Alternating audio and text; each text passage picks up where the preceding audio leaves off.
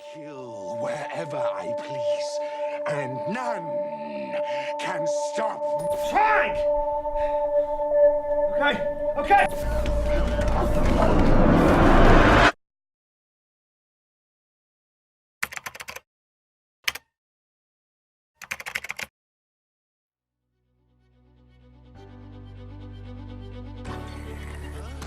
Animation has consistently served as an influential and intelligent form of art for decades, where ideas, stories, and concepts have been brought to life to the silver screen.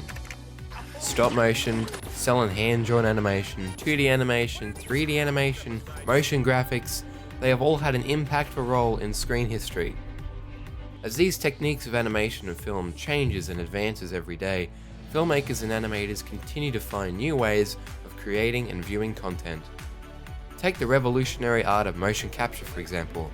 Not only has it allowed animators to utilize a professional actor's skeletal frame to model the character to, saving tons of production time, it allows audiences to emotionally engage with that character to a wholly immersive, unprecedented level. This is our chance! It is over, Tess!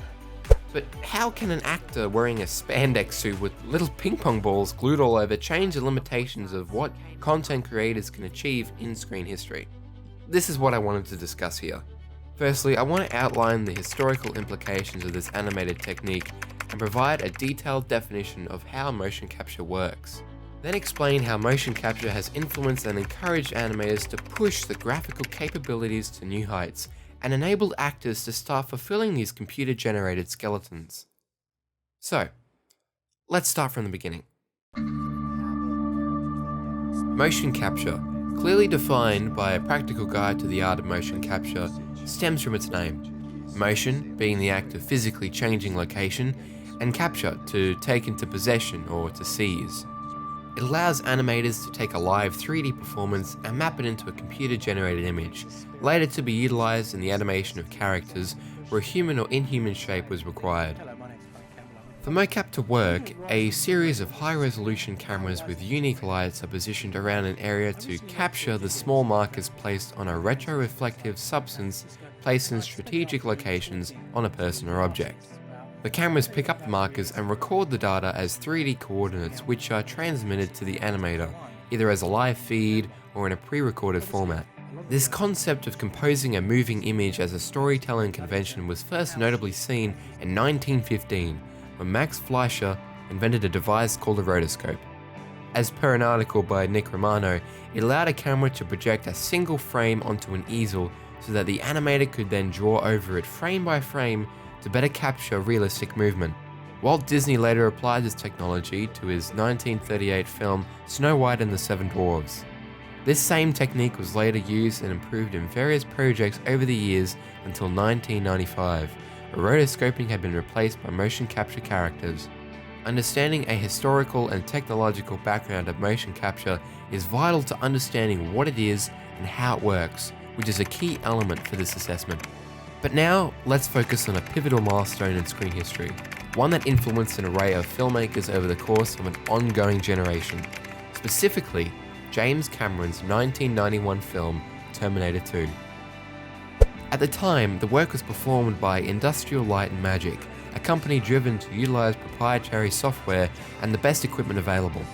After the success of these praised effects, it is deduced that other filmmakers took the technology, evolving it further with each of their own projects. We've seen this been used in such critically acclaimed films as Pirates of the Caribbean: Dead Man's Chest, The Adventures of Tintin, The Polar Express, Avatar, and perhaps the most notable trilogy in cinema history, The Lord of the Rings.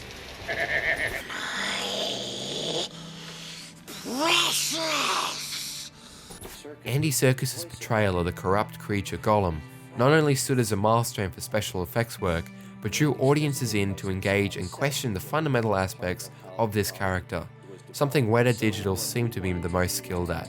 In fact, Weta really have developed the most extraordinary singular pipeline in terms of transferring an actor's performance into an avatar character. The world fell in love with Serkis's performance, and the decision to invest money and A-list stars towards this technique was cemented.